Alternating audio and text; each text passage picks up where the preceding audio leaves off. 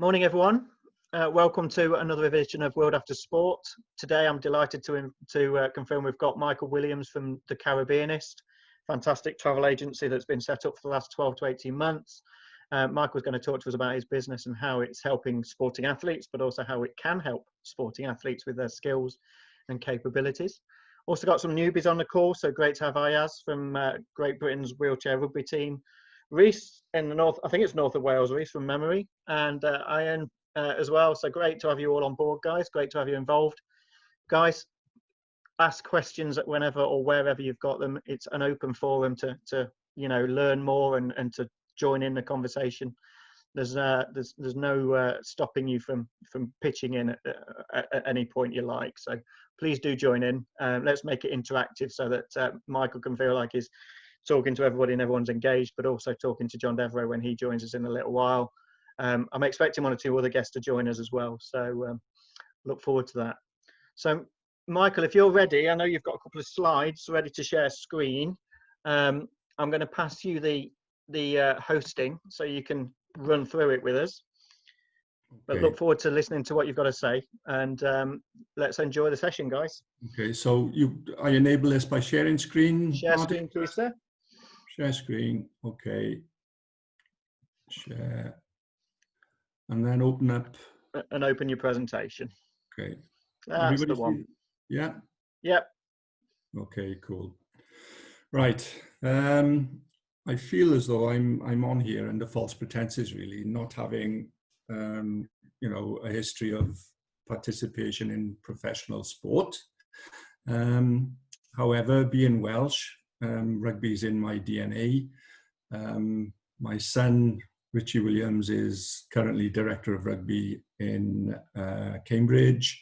He's had a couple of coaching jobs which have involved overseas appointments to date. He's been coach of the Hungarian national side. He coached Antwerp rugby. He coached the England under-20s counties side. So,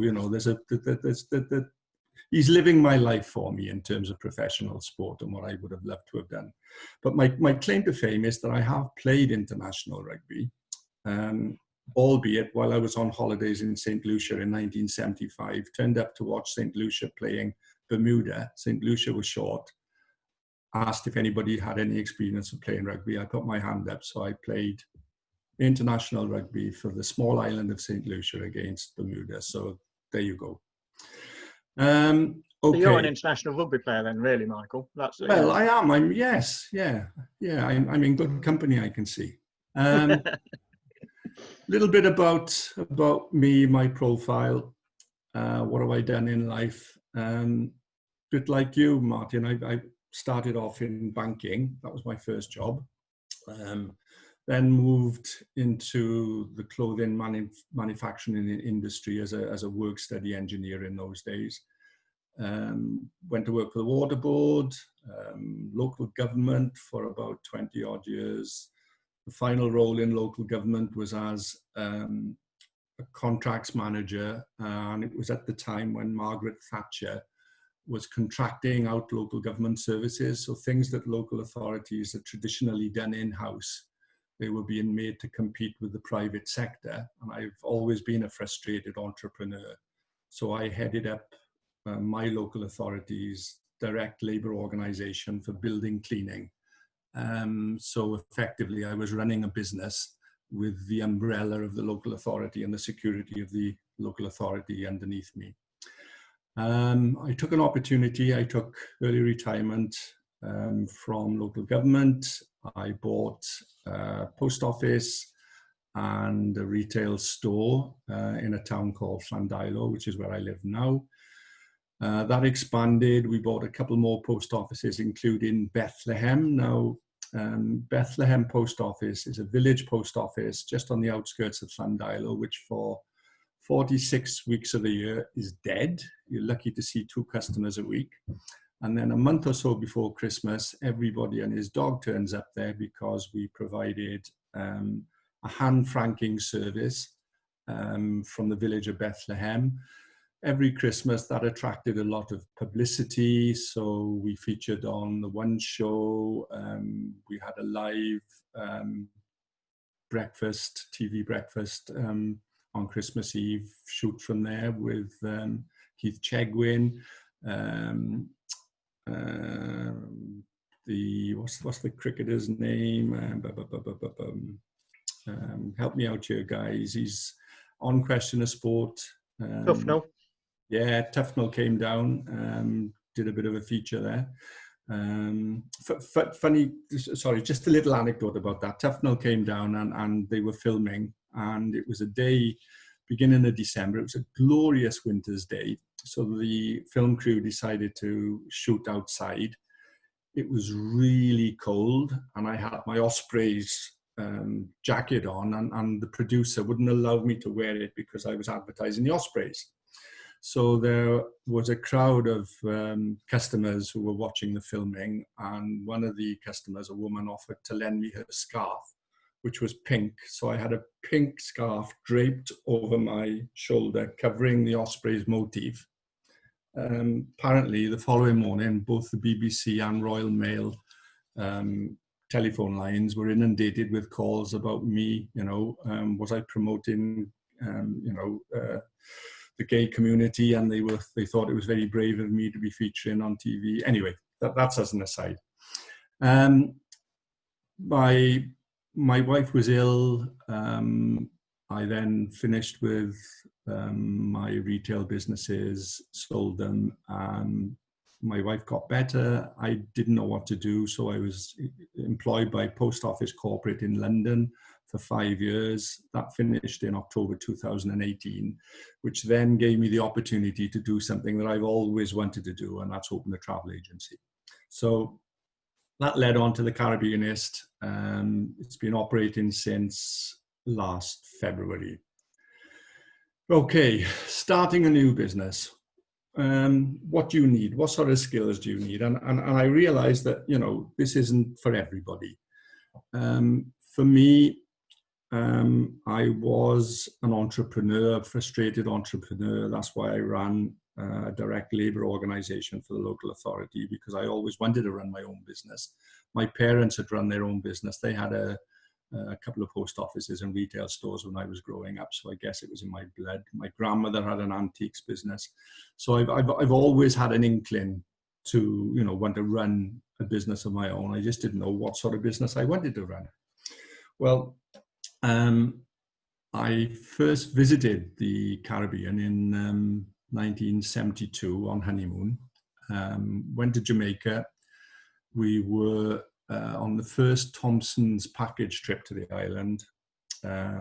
Saw Bob Marley live in a nightclub in Ocho Rios. We were extras in Live and Let Die that was being filmed on the island when we were there. So for me, that was the hook into the Caribbean. And every year since 1972, I've been traveling to the Caribbean. I know the region very well. I know people in the region. I know taxi drivers, hoteliers, the Minister of Tourism, Anguilla. I've got this relationship with the Caribbean. So for me, starting a business that had something to do with the Caribbean was the natural thing to do. So the idea was formulated while I was running the post office, actually, because we were pretty good at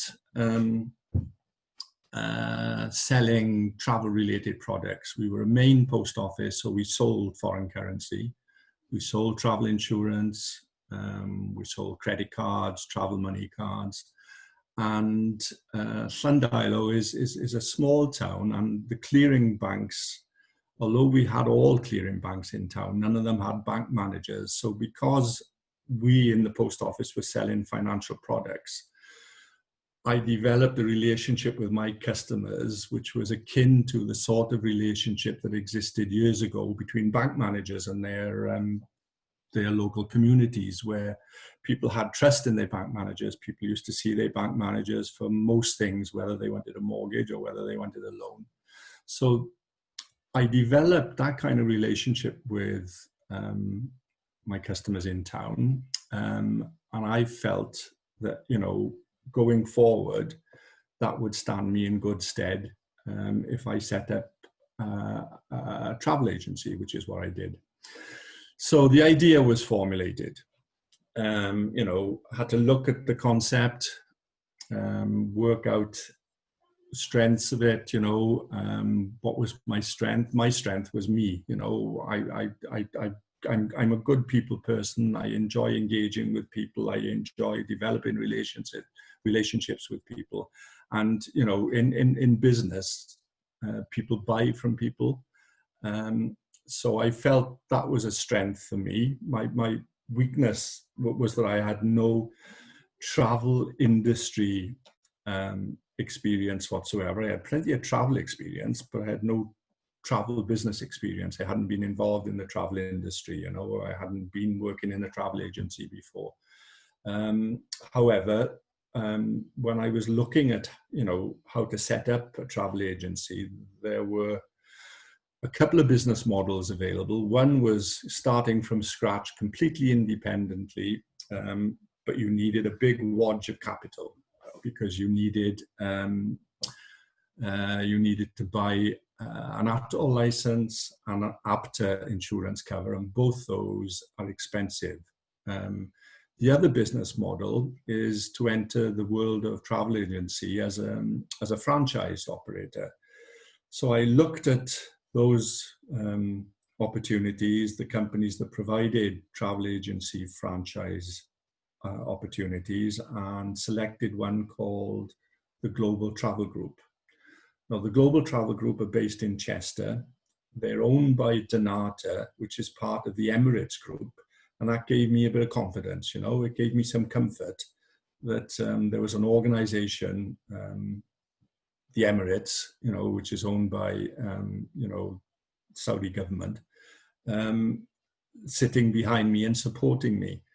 So did due diligence, went up to Chester on a couple of occasions, liked what I saw, liked their infrastructure. So basically decided to go with the Global Travel Group as a franchised operator.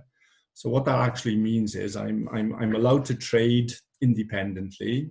I'm a limited company, but I've got as backup the Global Travel Group. So they do my marketing for me. I use their travel booking system. I use the contracts they have in place with suppliers, airlines, hotels. There's a dedicated area manager that I can call upon for help, guidance, and assistance if I need any. So starting from scratch, that was the way I decided to go. Michael, can I just interrupt you quickly? Yeah. Sorry, matey. Because you've got host, you've got a couple of people waiting to come into the room. So on the participants, you might see there's a waiting room with a couple of people. If you can just click accept against Admit, yeah. Alan Davies, and if there's anyone else. Thank you. So I didn't realise that stopped me from seeing them. Okay. Thank you. So, having determined what my business idea was and what the business was going to be and what sort of business model I wanted, developed a business plan, which involved, all the normal stuff, I had to plan what were my startup costs going to be. And for me, it was a franchised operation. There was a franchise fee involved, a one-off franchise fee. So I needed that capital. Fortunately, there was a redundancy payment from the post office corporate when I finished in 2018, and that redundancy payment covered my franchise startup costs for the travel agency business. Just a moment, John wants to. All right, no worries. Okay, so I've just accepted John Devereux. Yep. Okay. Yeah. So costs were covered by a redundancy payment. Then sought, and there is an awful lot of help and assistance out there, guys, for any startup businesses. You're not on your own. Central government, local authorities, and in my case, Carmarthenshire County Council, which is my local authority in this part of the world, have startup grants available for small businesses, which I was able to take advantage of. So that was a help in terms of You know, providing some capital for marketing tools, for computer, for, you know, filing cabinets, all the paraphernalia that you need when you're setting up a business. I may add, I haven't got a high street presence at the moment. I do work from home. This is my, I'm speaking to you from my home study, which is called, certainly within Diana Road where I live, as the Caribbean Room. So above me is it's adorned with all maps of the Caribbean region, and so anyway, local authority had a startup grant which was of great assistance in terms of providing capital for stuff like a desk and, you know, a laptop and all the other things I needed. Then, you know, before I started trading, I needed basic housekeeping things to take care of, and that's forming the company, which I did with the help of an accountancy firm. So we became limited in, I think it was December 2018. Then, you know, I needed an accountant. I got the accountant set up the company. Then I needed a bank account, all the normal housekeeping stuff. And then we were ready to go. We were up and running, and the Caribbeanist was trading from February 2019. That's when I started. And that's a lovely image. That image is of an island called Anguilla, which is a British overseas territory. Still has a British governor there. And it's my favorite Caribbean island. I just thought I'd throw that in as an aside. Okay. Professional sport. What do you have? What do you possess as, you know, athletes, as professional sports people, that can help you in the world of business? Well, you know, things that you probably take for granted. It's not just, you know, the fact that you are physically fit. Sport keeps you mentally healthy and alert. You know, it teaches you how to interact with other people. It gives you your basic social skills, relationship skills. It, you know, gives you commitment. If you're in a team, then you're committed to that team. Gives you determination, because, you know, you have to, you have to train, you have to commit yourself to regular regimes. All these things, you may not realize it at the time, but they're all skills that you require and need in the business world. You're competitive by, you know, that comes without saying as a professional sports person. And in the world of business, you know, you've got to be competitive as well. Now, there is a lot of evidence, and I've lifted this from a paper that I was reading over the weekend. There is an American paper. There is mounting evidence to show that playing sports can transfer into your professional career. And there was an American university that did a big piece around this. They interviewed some top chief executive officers in the States who were running national companies. And it was surprising how many of those chief executive officers had sporting backgrounds, not necessarily professional sporting backgrounds, but certainly in college. You know, they were good at basketball and baseball and athletics. And they came to the conclusion that, you know, the people who did have that sort of athletic and sporting background were the more influential and better business leaders. Okay.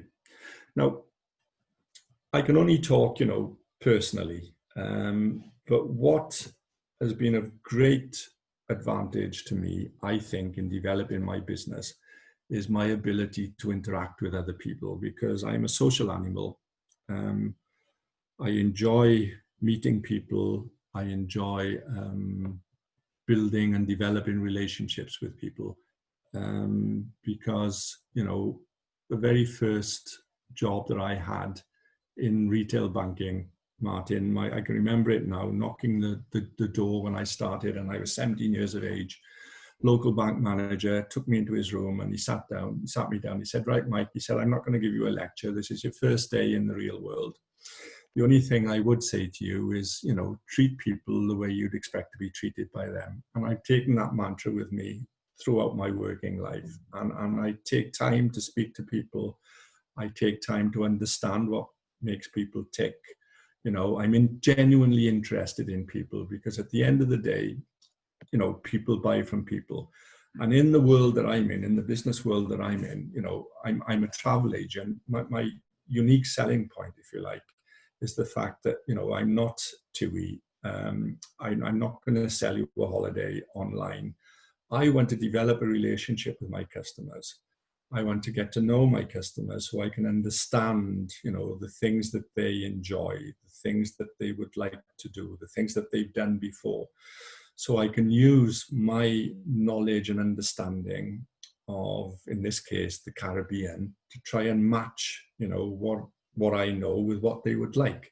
Now, you can only do that by knowing somebody, and I hold great importance on developing relationships with people. Now, there are, you know, in the business world, there are many ways that you can develop relationships with people, and the one tool that I tend to use more than anything, more than social, you know, more than social media even, is physical network. And I know that's been stymied with COVID, and I have adapted with, you know, things like Zoom and FaceTime and WhatsApp. But, you know, business networking is so important. There are lots of opportunities available to you out there. Thinking about clubs and sponsors as an example. It may be a pain if you're a professional athlete that, you know, you have to attend a sponsors event, but that event can also be an opportunity for you to forge relationships, certainly with the sponsor, but through the sponsor with contacts that they have in their business environment and their world. And, you know, who's to say that somebody that you will have met and developed a bit of a relationship with at that event may not have an opportunity for you sometime in the future for you to pursue, you know, a business avenue. There are various business networking clubs in existence. Some of them you pay for. There's a fee, you pay a monthly fee to join. There are other free ones out there. And again, from my experience, what I found really good for me, Swansea City Football Club, my local football club, have a breakfast networking meeting once a month where local businesses meet at the Liberty Stadium with representatives from Swansea City commercial department. Players get involved on a rotational basis. The manager attends occasionally. But the relationships that I've been able to develop through that network are beginning to pay dividends with me as far as holidays are concerned. I've booked holidays for people that I've met at that event. The same thing has happened with Ospreys Rugby. They have a similar business, local community business network group that meets every 6 weeks or so in the evening. Bit different to Swansea City, because at the moment Ospreys players are not involved in it. They're commercial managers there, and there were plans to include players going forward, but of course Ospreys have now been taken over, so there's a little bit of uncertainty about what their new business model is going to look like. John, can I jump in at that point? Because I think what you're saying is the intrigue of things we've talked about in the past, and I don't know whether anyone wants to offer a view as well. I agree that these events are really important and they're really good for you because you get the business. I think what we're experiencing from the conversations we're having on the sporting side is not enough players or coaching staff are engaged or attending these. And so they're missing the opportunity to learn from you and from other people in the room, and also seeing the opportunities that are around them. for them to network. So what you said a minute ago or a couple of minutes ago about, the opportunities that players have got or whatever, is they're missing a trick. And on Monday we were talking a lot about the fact that players and management and coaching staff should be using these opportunities to build their relationships with the sponsors, the businesses that aren't necessarily sponsors, but they're at these events, because you never know what's around the corner. And that one company that is of interest to you might well be, of value to you going forward. And, for me, I think we need to try and help the clubs encourage more presence from players. The problem you've got, of course, is people go, "Oh, player," and not think actually, "Oh, player." They're here for learning. They're here to meet and network. We need to. That's one of the culture shifts I think we've got to do. Tim, got a view? You're right, Martin. I mean, from my experience, the Swansea City networking event, you do get Swansea City players there on a rotational basis. So I guess, I don't know whether Swansea are the norm in terms of their business club, or whether they're a little bit different. But Swansea has got a reputation for being a community club. So perhaps, to further, to further their community engagement piece, perhaps that's something that they've decided to do, and not other clubs are doing it. But it could be, Michael. I think for me, though, it doesn't happen with the Ospreys. You never see any rugby players with the Ospreys business. Martin, can I chip in? Yeah, go on. Yeah. Hi, Mike. Yeah, the big thing, having worked down in the Scarlets with Johan and sort of in other clubs, you've summed it up to a T. It's rotating. So in other words, players go to these events purely on a sort of a club commercial sort of level. It's like, right, we've got this event, a business network or whatever. Right. Yeah. This week, these two players go. Next week, those two players go, etc., etc. There's no purpose to it. Yeah. And that's what we've been talking about over the last couple of weeks. The network of employers, just for coaching levels, having that CPD to learn from business, but for players as well to identify what makes them tick. I'm sure loads of people or players would be really interested in, like, how did you set up a travel agent? And how did you, why a travel agent, that sort of thing. But there's got to be a purpose. And I know we had a long conversation yesterday, Martin and Carl and myself. This is the key element at the moment. Is like, players and coaches, players who sort of retired, and coaches who've been out of the business or whatever. It's like they don't understand what networking means. There needs to be a purpose to it, not just an appearance. Absolutely. I was going to add, you almost took the words out of my mouth, Alan, is the rotational is often the injured player, the player who's not first team this week or next week or whatever. It's not because they've got an interest in attending. They're doing it because they've been told it's their turn. So Alan's absolutely right that the purpose needs to be the driver. The player, the athlete, the coach needs to be the one going, I would like to learn. I want to get involved in this. And I know, Stimo, you've got a thought on this one, haven't you? Yeah. Good morning, everyone. But speaking as a former player, most of my business partners now are guys that I met socially, networking, either after games or playing charity golf matches.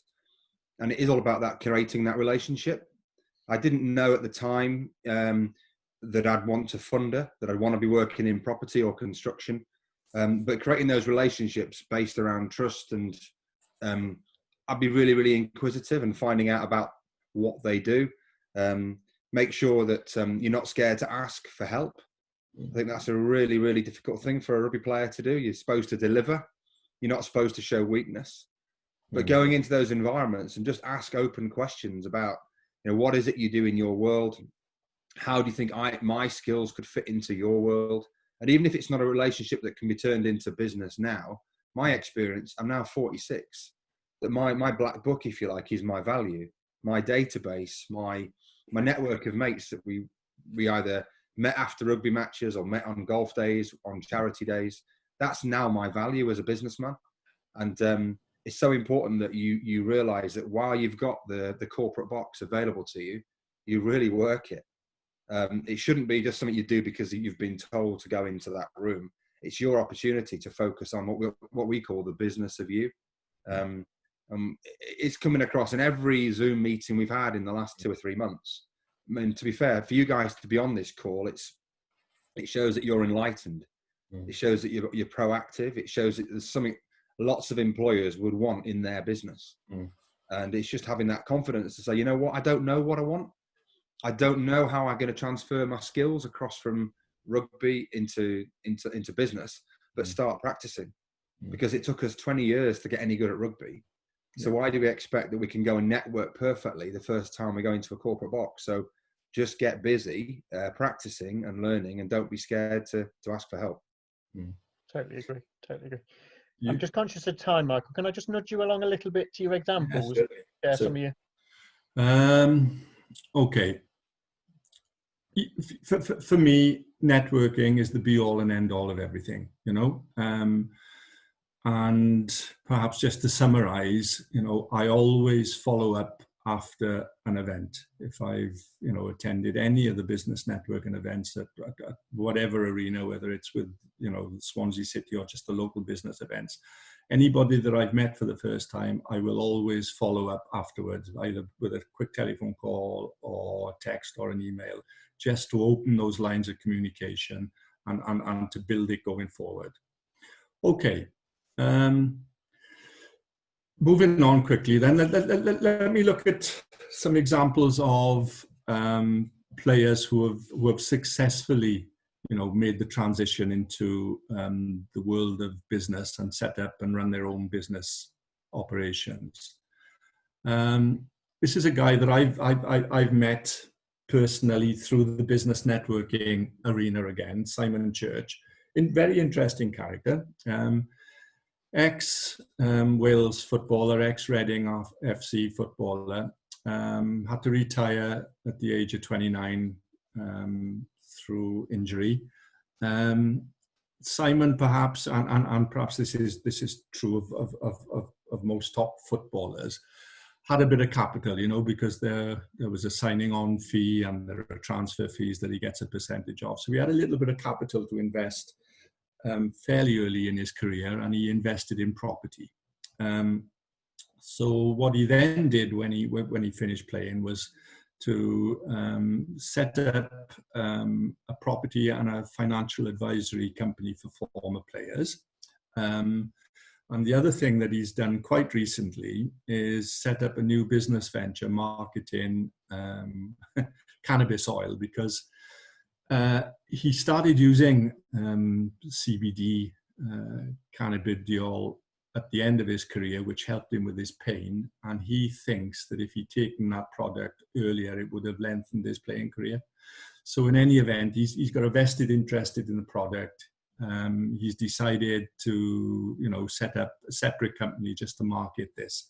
And this is just an example of somebody that's, you know, transitioned from the sporting environment into the business world successfully. Another example, and Tim, you'll probably know this guy, Barry, I'm a personal friend of mine, Barry. Barry been around a bit, you know, used to chase the pound, Richmond, Bristol, Ospreys, Wales, British Lions. I think he was a bit peed off that he didn't play in a test for the Lions, Tim. I think he was on the bench in the last test, and he was one of the few, I think he was the only player not to get on. Anyway, Barry's pretty clever, is Barry. When he was with the Ospreys, he developed quite a close working relationship with one of the sponsors of the club, a company called Parker Plant Hire. He became their ambassador while he was still playing for the Ospreys. And when he finished playing through illness, naturally he moved into the company, became their general manager, and is now a director of the company. So again, that's another example of, you know, a former elite athlete that's transitioned successfully into the business world. And the third example that I've looked at and used is Derwin Jones. Now, you know, Derwin's claim to fame, not anymore, but, you know, he was the tallest rugby player ever to have played for Wales, and then Luke Charteris came along. He retired in 2000, he was 30. He founded a rugby agency called Waterton Limited. Now, he represented, and he still represents, people like Lee Halfpenny, Rhys Webb, Dan Bigger. But, you know, his company is now morphed. Well, it hasn't morphed. It was taken over initially by the James Grant Group, which was the UK's largest management company for sport and music and TV and other stuff. And that's now morphed into a global company. So Derwin has done very well for himself. You know, just to give you examples of the sorts of things that players can do. But again, coming back to the networking piece, a lot of these things started with business networking. Just for a bit of fun now, I thought I'd throw a couple of these slides in. These are examples of other ex-athletes, sports people who have succeeded in the business world. I've given you a bit of a clue who they are. I've given you their initials, but let's just throw it out there. First one, anybody know who that is? No. No? Okay, ex-French rugby player. Mike Manel. Yeah, well done. Who was that? John Devereux. Well done, John. You get 5 points for that. Frank Manel set up Eden Park. Very, very high-end gents clothing company. Jamie Roberts, I think, was a bit of an ambassador for them, or a model for them at one stage. But Manel used to play for Racing in Paris, and at the time when he was playing for them, they were a bit flamboyant. They used to wear things like pink dicky bows and bowler hats and attend training on bicycles and stuff. But he's somebody that's transitioned and has succeeded in the business world. Anybody know who that is? Gareth Chilcott. Yeah, Gareth has set up Vina Tours, which is a highly successful sports tour company. You know, somebody else who's made a success out of a different career. Anybody know who that is? George Gregan. George Gregan, yeah. What he's done, he set up a coffee chain in Sydney. Him and his wife, they're divorced now, but they set up GG's espresso bars. I don't know if any of you have been to Sydney, but there are about 25, 30 of them, I think, now across the city.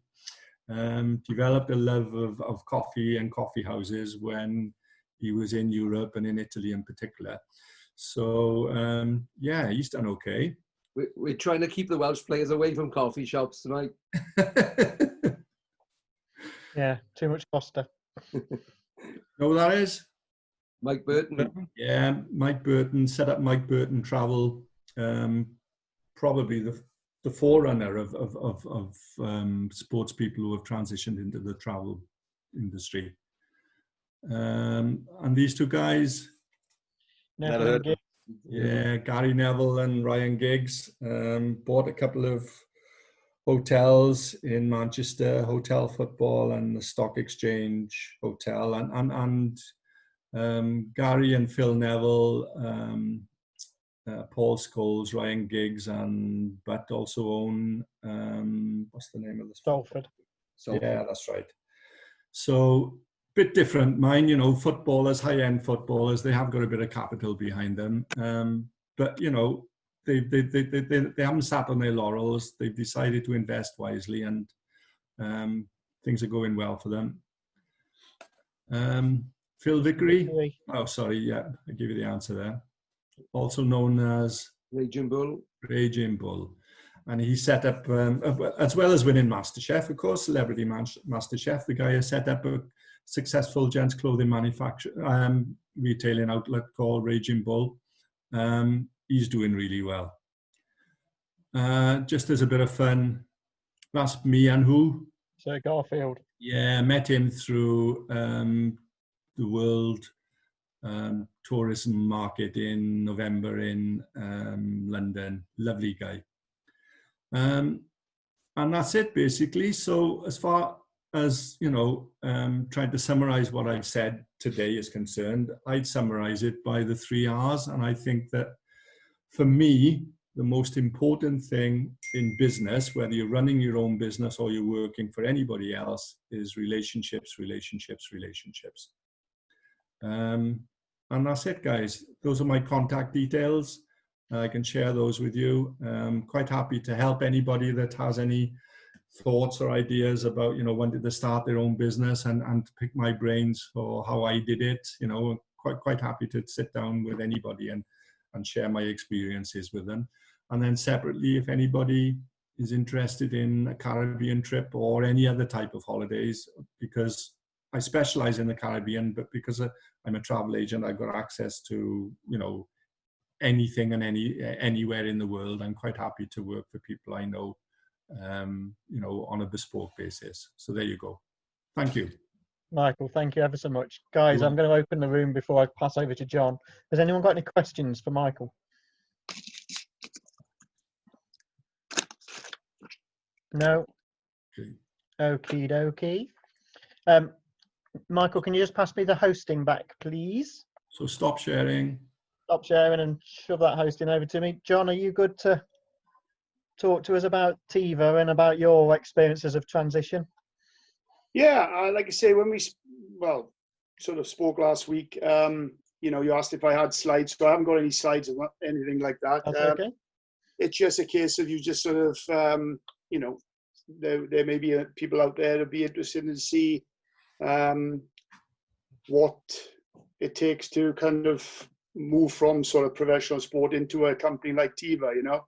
But I think if I just start by talking about my career, you know, all along as a rugby player, you're one injury away from the scrap heap at the end of the day. So always in the back of my mind, I always had this thing about working hard at school, and obviously the rugby, it was important, but getting something behind me that I could get it, you know, that if I could fall back on.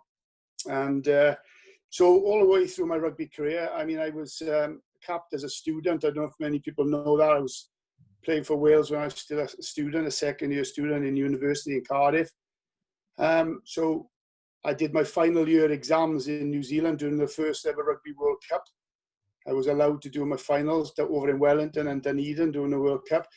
So just being able to, you know, the mindset of being able to sort of focus on something very important like that, but also in the middle of a major tournament like the Rugby World Cup was a bit different, as you can imagine, whereas the majority of rugby players on that tour were having just to concentrate on rugby. I was having to sort of think about my future as well and my degree. And luckily I managed to get past the exams and pass them, but didn't know that until I got home. Obviously, once I finished my final exam, it was the day before the last pool match against Canada down in Invercargill.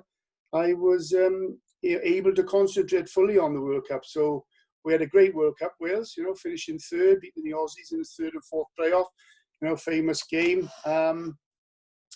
So all along, I mean, up to that, you know, that point where I left university, I went into working. I was playing rugby for Bridgend, and Michael makes a fantastic point.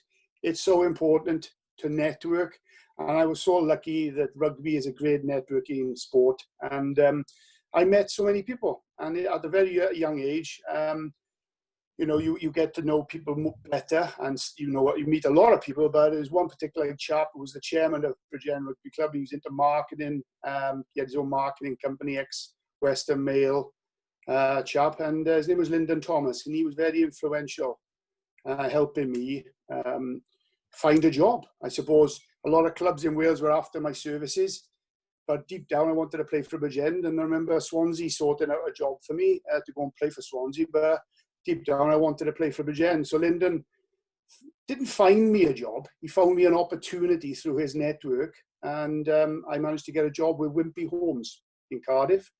I was a land negotiator for a couple of years until came back from the Lions tour in '89 in Australia.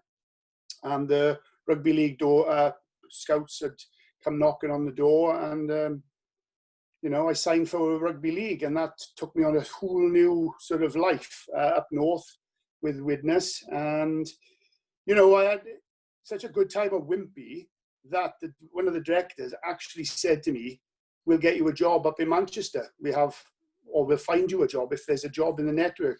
So even though I was you know, everyone thinks rugby league was full-time professional. It's not. It's semi-pro. At the time it was. So I was able to work. So I managed to go for an interview in Manchester with Wimpy Waste Management as a land negotiator again. And myself and Jonathan Davis, you know, we were playing together at Widnes. We had jobs, and I luckily got that job with Wimpy Waste. Worked for them for 3 years, 9 to 5.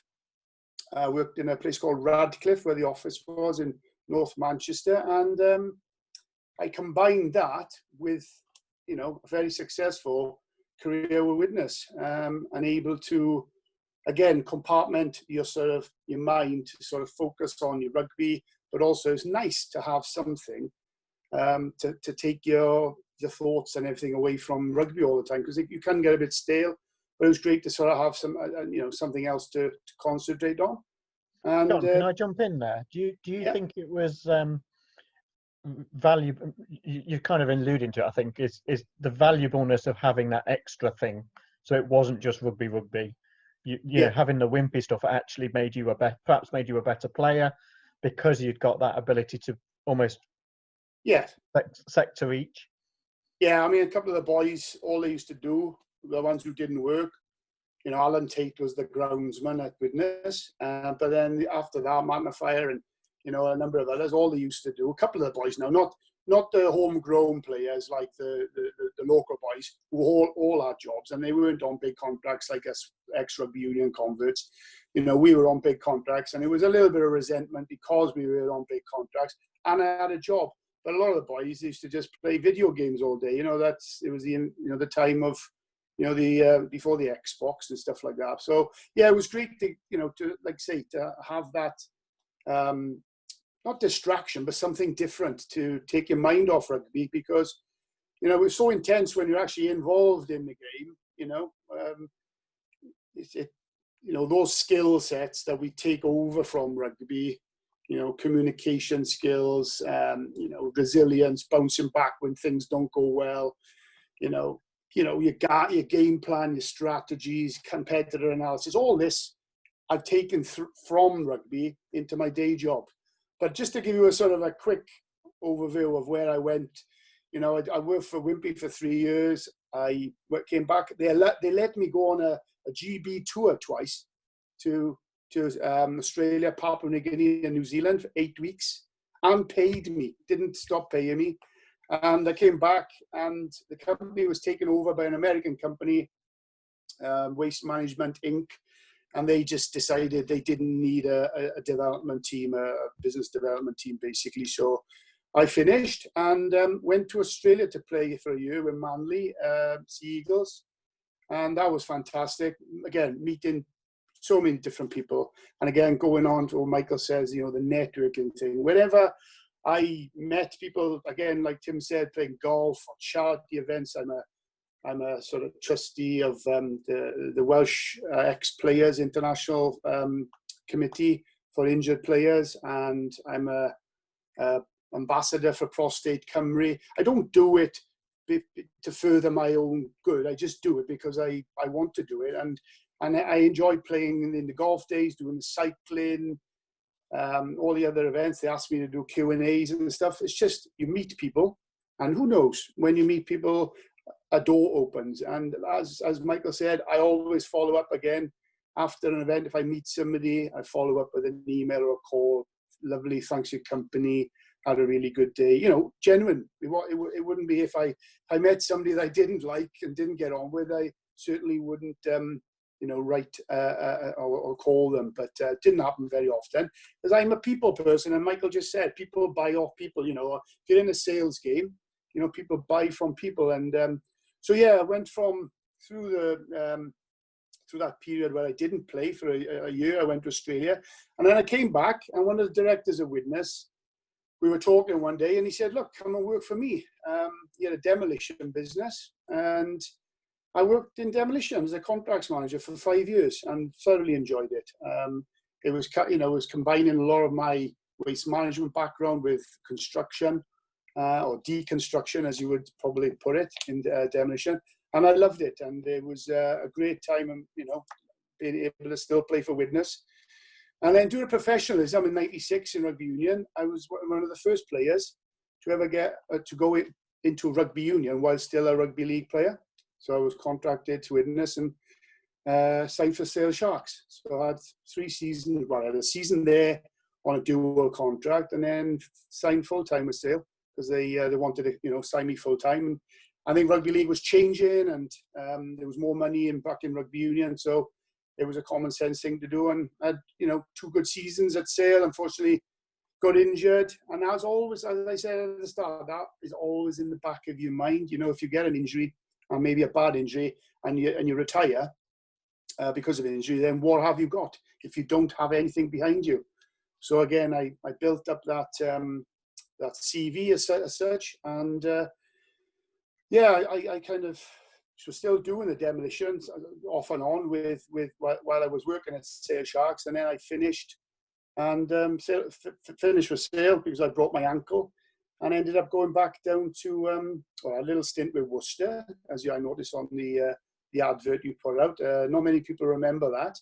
I just went to Worcester to get some game time while I was at Sale Sharks, and really enjoyed that with Les Cusworth as director of rugby. And they wanted to sign me full time, but I decided that was the chance to go back to Wales and return home after 10 years up north. So I signed for Bridgend, a guy called Leighton Samuel, who was just taken over Bridgend, my old club. And there was an opportunity, so we went home. And I went into the events company business, events world, corporate hospitality first in Cardiff. And I actually went to work for Leighton Samuel, who set up his own travel company called Global Travel, or Group Travel Management, sorry. And enjoyed that as well.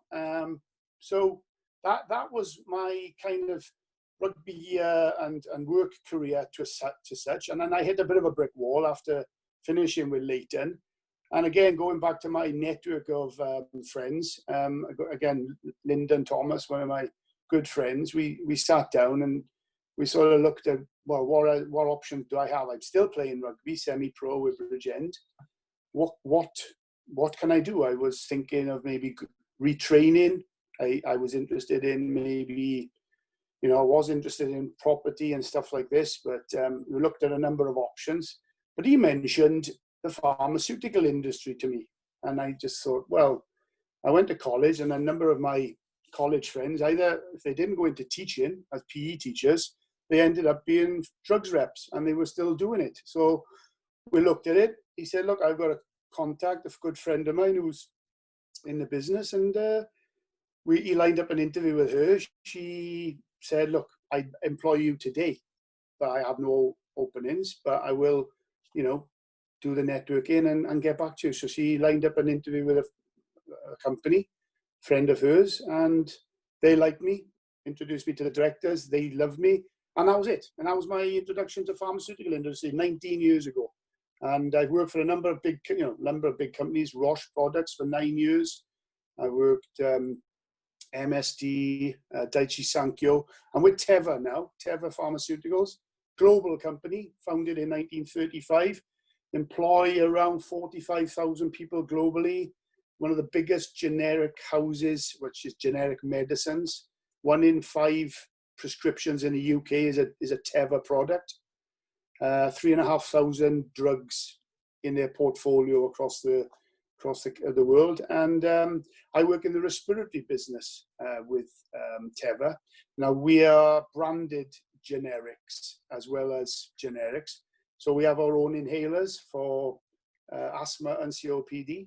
And I'm an integrated healthcare manager for Wales. I was promoted a couple of years ago and cover the whole of Wales for Teva. But yeah, they're a massive company in terms of, just to give you an idea, they think they did something like 3.5 million drugs units, boxes of drugs out of one warehouse or one factory Castleford last month, 3.5 million, and that supply chain network, the supply chain network during COVID has been very important, because if the drugs don't get to the patients, then we've got a massive problem. So the supply chain is so important, and it's been fantastic that a company, Teva, have been such a well-organized company that have been able to keep that supply chain going. So I don't get involved in that too much. I'm on the I deal with the payers, so the very top. So I meet all the meds management and the consultants, etc., and the hospitals across Wales, and we talk about cost efficiency tools and how to save the NHS money by using Teva products. So it's a very interesting job. I've been with Teva now 6 years nearly. So I had a little stint in orthopedics for 2 years because I was really interested in doing that. So I worked for a company called Zimmer, doing new knees and new hips in theatre with surgeons. I had a little stint with Zimmer doing that. It was very interesting, but very high pressure.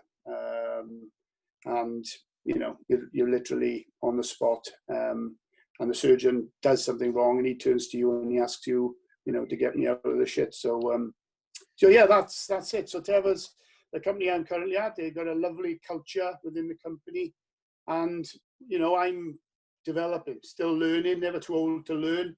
And all those, like I say, all those behaviours, all those competencies, those skill sets that I developed as a rugby player, I've taken into my work in the industry, or in all the industries I've worked in. And you come across all the same stuff. You've got to have passion. You've got to be motivated. You've got to be committed. And and really, it's all about performing. And if you've got a winning mentality, you want. As success in elite sport and business all relies on the ability to continue to move forward. There's no, to the next highest level. Today's level is not going to take you forward this time next year. So it relies on, improving. And, we've come across sports psychologists in our time. How do you improve a winning team so it improves for next season? It's all about those marginal gains, those inches by inches or step at a time. I call it the 1%. How can you improve your performance by 1%? 1% is not a lot for one individual, but in a rugby team, that's a 15% increase in performance. So it's kind of like I'm really into all that, and currently sort of working within my own company on speaking to new starters on really developing that part of my skill set as well, and helping others. So that's about it. That's about it, really. Brilliant, John. Thank you. Before I ask any questions, has anyone else got anything that they want to throw in? No? Jump in at any point, guys. So for me, you mentioned a few skills there. What would you say were the top 2 skills that you've taken into employment that were probably in your psyche and in your abilities when you were a player as well? So you've kind of transferred them from sport to business. I think it's, definitely, learning to cope under pressure, and just having that clear vision, really, having setting goals. And, when things are not going well, how do you keep picking yourself up all the time? And I've had a couple of nasty injuries. How do you motivate yourself? What makes you get out of bed every day? Why do you do it? So why, when I've transferred those from my playing days, as like I said, I broke my ankle and done a couple of broke my jaw. Was out 13 weeks. In terms of getting yourself back on the park, why would you do it if you felt that you could break your jaw with the next tackle, or your ankle would snap again? So it's being able to sort of never say die. It's kind of like the attitude, But I think the biggest thing I've got is a passion and a belief in what I do. Is I'm making a difference for patients at the moment. It's I'm a part of a team and that team culture. So it's being able to carry that sort of through and the more I'm motivated, I'm driven, I've got passion. you know, everybody in the pharmaceutical industry who sells drugs are passionate about what they do. They believe that the drugs they're promoting are the best, you know, better than anything else. And you have to have that belief. And yeah, I'm lucky that I'm with a great company and we've got some fantastic products. And they are making a difference to the NHS. For example, we have a drug that is for COPD. It's an inhaler. And it saved the NHS about £45 million to date. Wow. You know, so that's a big saving, massive saving.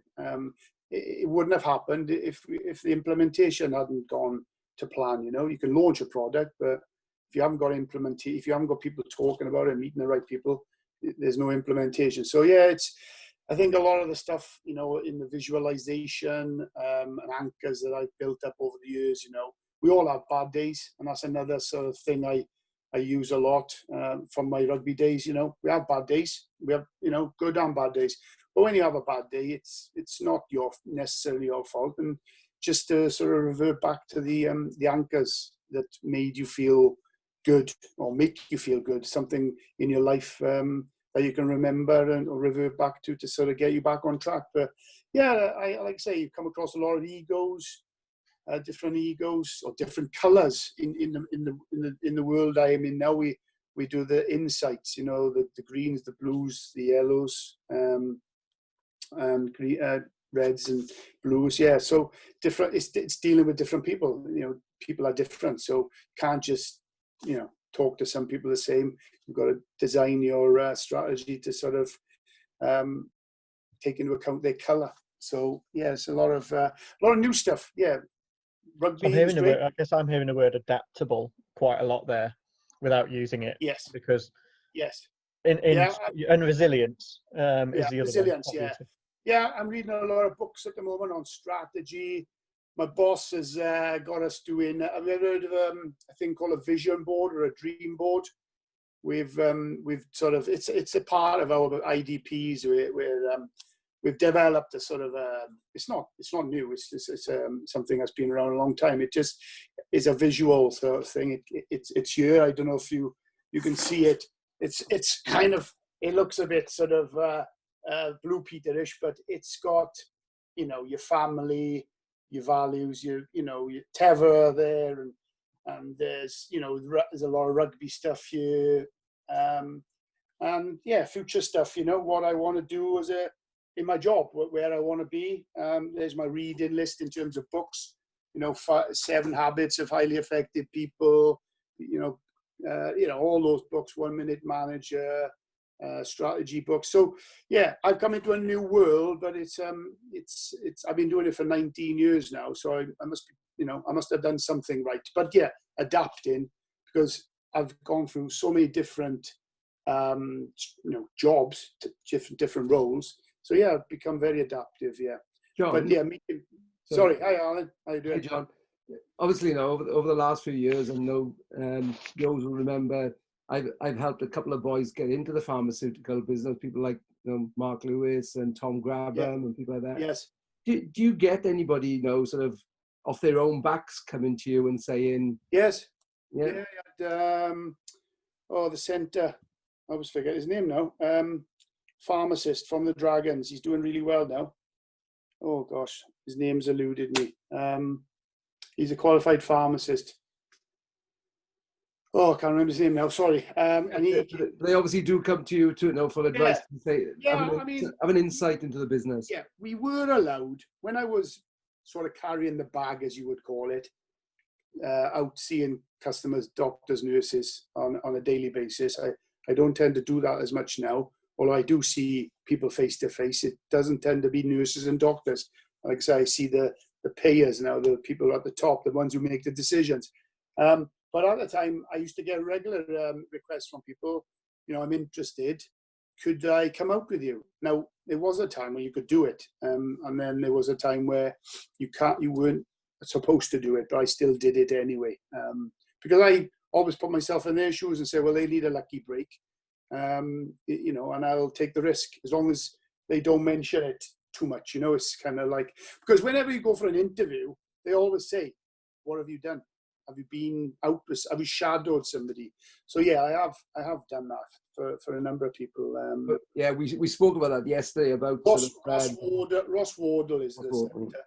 Yeah, we spoke about that yesterday about sort of preparing players again for interview, isn't it? No, yes, they've got a rugby brand, but then they still expected.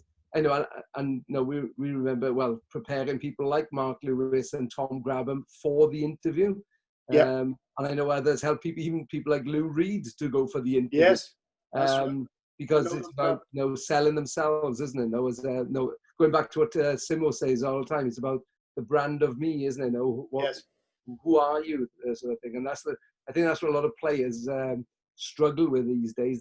They're not self-aware of who they are and what they are and what their skills are.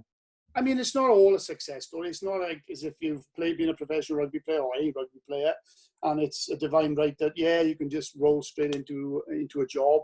I think there have been some failures, and I think the failures though are people maybe that don't fully understand. I mean, I feel sorry for maybe the ones who have never had anything, and have gone through the academies, straight into senior rugby, and have had no contact with anything outside of that world, and then they are thrust into that big wide world, and then because everything's done for them, too much is done for them as when they're in the rugby environment, but when they come then into the big bad world, they freeze a little bit, or they find it hard. I mean, look, it's a tough job. I mean, you mentioned a couple of people there.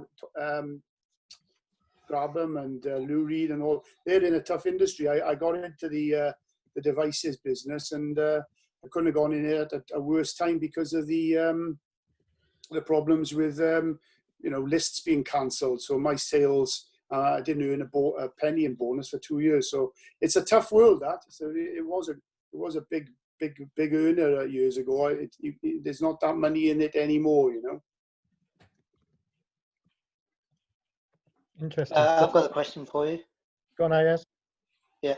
So I'm a current athlete now, and I've looked at my own skill set, what I can bring into an environment. Is there something that you did to identify your athletic skills into a business?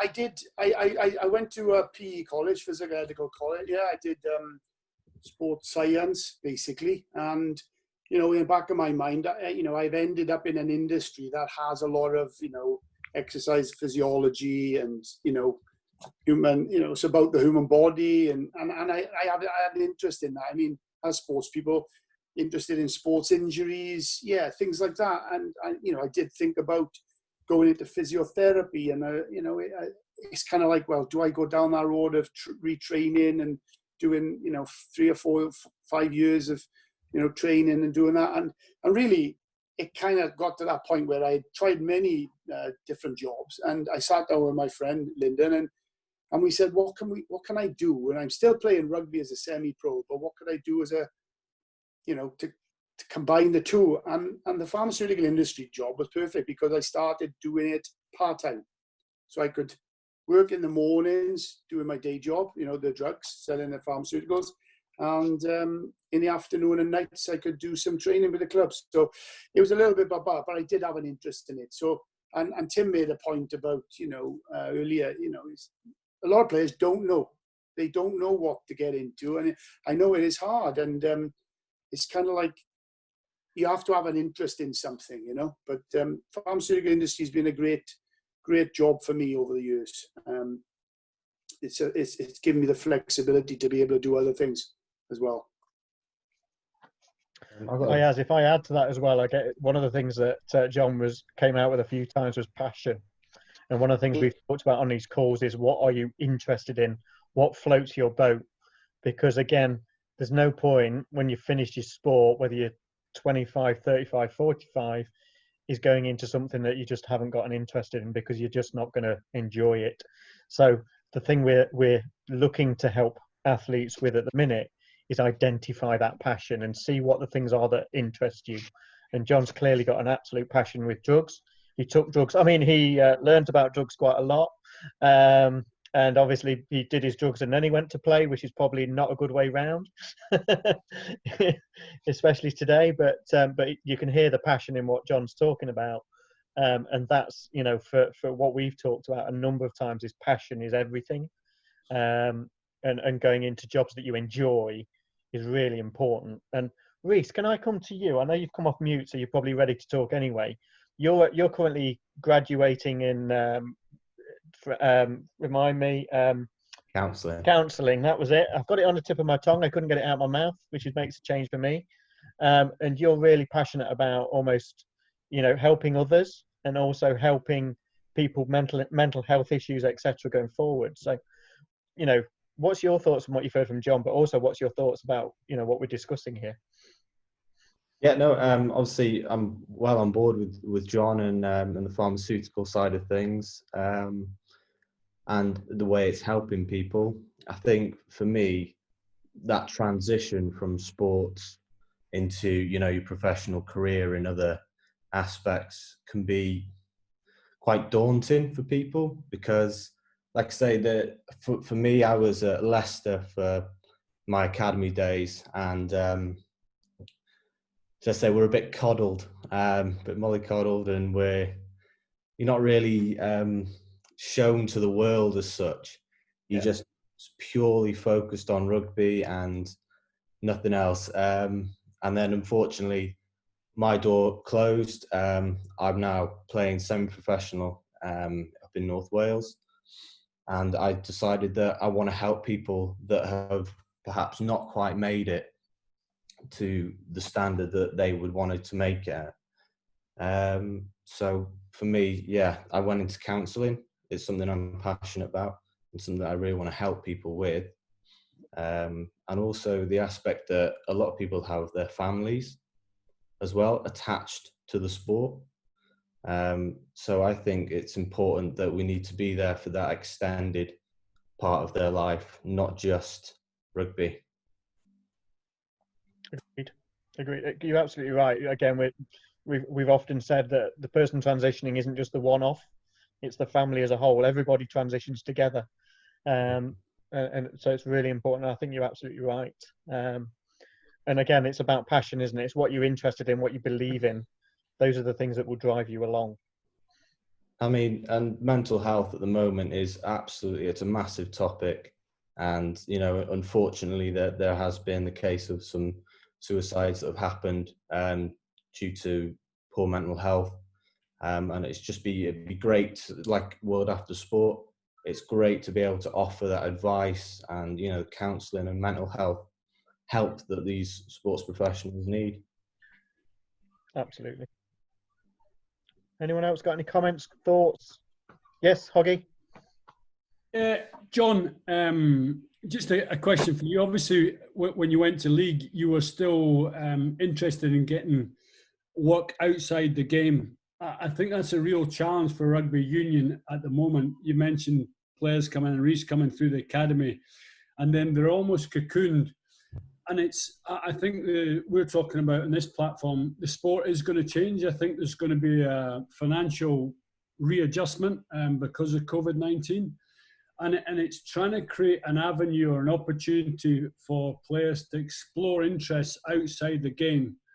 Because I think you're relatively unique in seeking that yourself. I think there's a number of players that I'm a professional player, I rest on a Wednesday, I play golf on a Thursday afternoon.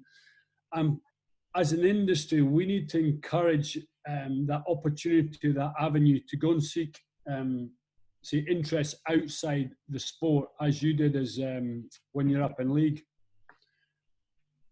Yeah, because when you're in an environment, obviously professional elite sport now, rugby, if you're at the top level, it is a full-time world, isn't it? And I mentioned, and Reece mentioned the fact that, mollycoddled, and these players are just not shown. Everything's done for them. They roll up, food's provided, transport, their own kit, travel abroad and stuff, to games and hotels, and all they do is just roll up, and it's a bit of a shock to the system if that comes to an end. And like I say, I had this thing in the back of my mind that, work hard, give 100% of everything you do. But in the back of your mind, you potentially are one game away from the scrap heap. And what do you do then? Because at the end of the day, if you're a professional rugby player, that's what you're best at. But it's, trying to pull those skills and that passion through into a job that suits you. But I have adapted. I've done various different roles, which has been fantastic. I've gained lots of experience, met lots of different people. But we're always just happy, I'm always keen to sort of just keep learning as well. I mean, I'm 54 now, never too old to learn. And it's the game. I think, rugby league went through a period where I remember, I had a big contract at Widnes, and then that sort of came to an end. But they started playing around with these incentive contracts where, you'd have to play a certain number of games then to get a contract payment. And if you got injured, you had to insure yourself. Now, if you're insuring yourself, an insurance company is not going to insure you if you've got a pre-existing injury on that particular part of your body. So then it's a risk, isn't it? Then if you're signing £100,000 a year contract and you have to play 30 odd games and then you get injured and then you've got a knee injury and it's something you've injured before and they're not paying you out and you're out for months, then that £100,000 a year contract's not going to be right. It's not going to be there. So I think rugby league has maybe, suffered obviously from rugby union going professional, and rugby union is a global sport, whereas rugby league is kind of in pockets. But going through situations like that, it's tough. I mean, I've gone through administration in rugby league in Widnes. I've gone through the ups and the downs, and having that adaptability, being able to bounce back, and having that strength of mind, and to sort of, I'm going to come through this, keep your eyes open to sort of things, because you can, you're generally, if you're in a job, and I was in, the devices business for 2 years, and I got to a point where I said, something's got to break here, and it's not going to be me. I can't go on working in this environment because it's financially I'd be ruined, because I didn't earn any bonus for 2 years because of no fault of mine. It was just due to the market and so many shortage of beds, basically, and all the elective cases and stuff, and little old ladies falling over and breaking their hips, etc. They got the bed instead of my patient who was having a new knee or something. So tough. It's a tough world out there. I mean, I think a lot to be done, and I'm sure a lot is done. I know Alan works a lot with a lot of Welsh players and has done over the years, trying to bridge that gap. Trying to give them stuff in their downtime. I've been a full-time pro.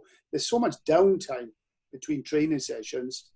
A lot of people just lie about and do nothing and get stale, and but other people read or do some online stuff. But there's a lot of stuff we can be doing in our downtime. Brilliant, John. Thank you. Has anybody got any other questions for John? Yeah, I just want to make a comment to John and to Michael, really, and thank you both, because what's really sounded strongly is that the skills we hopefully have as a rugby player have been able to help you guys in the world after. That they are transferable skills, and we've just got to learn how to bring them out. I think it's great to talk about that we need to be player-centric or even family-centric in what we're talking about. You've got to take responsibility as a player for your own life and your own family. And then by doing that, you can use rugby to develop those wonderful skills as well as achieve those dreams on the field. But then also you go on for the next 40, 50 years of your life when you're going to have to carry on earning a living. But let's do it with style. Let's do it with passion. Let's set our standards really, really high. But hopefully every player who's on this call realizes inside them they've already got the basic competencies. They have what it takes. They're just going to have to ask a few mates like John did. Don't be scared to ask for some help. Yeah. Set a new vision on what you're passionate about, and then go and do it. And hopefully this World After Sport and this network with Alan and Hoggy and Martin, we're here there to support you. But every time we have these ex-players on, or successful guys in business, we've got what it takes. We just need to work hard. And I fear for the young pros who've been mollycoddled and all they've ever done is train. They didn't have a job. I was lucky. I'm an old bugger. I used to, train at 6 a.m, train at lunchtime, and then train after work.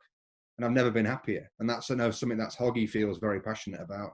John said it. He went to rugby league on a big contract, carried on working for Wimpy. Didn't take anything for granted. So I think the lesson is we can all do better. We can all work harder. But if we have a little bit of faith and do that, we'll be okay. And you go on and be successful like John, and maybe we'll end up being given holidays in the Caribbean. That would be nice, wouldn't it? Free holidays. You meant you forgot the word free holidays there, obviously. No, I don't want a free holiday. I want to earn the right to pick my family holiday or anywhere else in the world. I think you're right, Tim, and I think there are no jobs like, go back to the golden 70s, of Welsh rugby, and like say Gareth Edwards and people like that. Gareth never worked a proper days, in his life, because he's had that, because of who he was, and and look, he does work, but he doesn't do a 9-to-5 job, and probably never has. He's just been used as that. So those kind of jobs have gone, and I think there are a lot of pros out there, like rugby players now, thinking I can maybe just get a job working for somebody who'll pay me 50 grand a year just to be in, business development. But there's not many companies out there doing that anymore. It's a tough world for all businesses. So that's what I see is tough for a lot of people when they think, with this notoriety. There's the Jonathan Davises of the world and the Shane Williamses, and people like that who will get a lot of media work, but for everyone else, it's tough, and it's a tough world out there. And you just got to, like I say, passion is my core, and whoever it is, just sit down one day and just write down on a piece of paper all those behaviors or disciplines and all those feelings and stuff you've got, and your strengths and weaknesses, and then just try and channel them and use examples, because at the end of the day, you need to be sat in front of an employer at an interview, and you've got to bring out the best in that interview. John, I think it's interesting how your transition's gone, that you demonstrated those skills on the field and then off it, and now in this stage of your career, you're now using those skills to coach the new guys. All those new starters, you're now leading when it comes to teamwork, when it comes to passion, when it comes to setting, a bit of a role model, aren't you? Yeah, well, I've had role models, and I think I was lucky having fantastic role models in my rugby career, right from the age of 8 years of age, through all my rugby career. John Lloyd at Comprehensive School, Leighton Davis in Cardiff College doing PE, and and after that, and then sort of, and there's plenty of role models out there. Everyone's got role models, and you've got to utilize all that you've learned, and rely on, as you've mentioned, and we've all talked about that big network of people out there. There's a lot of people out there can help you, and being a people person helps, and don't be a shrinking violet. You've got to bring everything out yourself, and have a bit of self-confidence and self-belief. Brilliant. Really, really good. Thank you, John. And obviously Michael as well for presentation earlier. Really helpful from both. What I would say, Tim's kind of alluded to it, and I think, John, you say it there, is there are players and there are athletes, of course, who have the ability to use their brand, their name, because they are that elite level. World After Sport knows that those kind of guys will be looked after, but that we can still help them where appropriate. And give you an example, I've just finished Jonathan Davis's LinkedIn profile to help him yesterday. And Jonathan obviously doesn't need to make a great deal of effort to find work, because he's got such a great name, great brand behind him, and he's such a great brand ambassador for so many great people. But Jonathan still needs a good, strong LinkedIn profile, and he still needs to have that ability to be able to tell people what he's been up to. So elite players will have the opportunities, but there's no harm in them asking the questions to open the doors to, how do they network? They might be the greatest in terms of so many ways, but they might not have that confidence. And I think Sean Long actually recently said that he really struggled when walking into boxes and having to make conversation. And you kind of look at him and go, well, wow, blimey, you were, one of the greatest players in rugby league, yet how can you possibly doubt yourself? But everyone has certain cliques and certain things that they just lack maybe. And we've just got to help wherever we can to bring those things out. Great, guys, I'm conscious of time. I'm going to call it an end there, but I can't thank you enough for dialing in. Has anyone, before I do, I'll just ask out loud, has anyone got any questions or queries or anything they want to say before I close the call? No, I'm just checking around the screen. So the next calls are on the, in 2 weeks' time, so I think it's the 15th, 17th of June. We'll look to bring a couple more businesses in, but please do join. It's always great to have more and more people on the calls. And yeah, let's keep doing what we're doing, which is raising awareness, raising support, raising knowledge and profile to people so they know where to come for help. So thank you all for your time. Really appreciated. And I look forward to talking to you all soon. Thank you. Thank you. Cheers, Martin.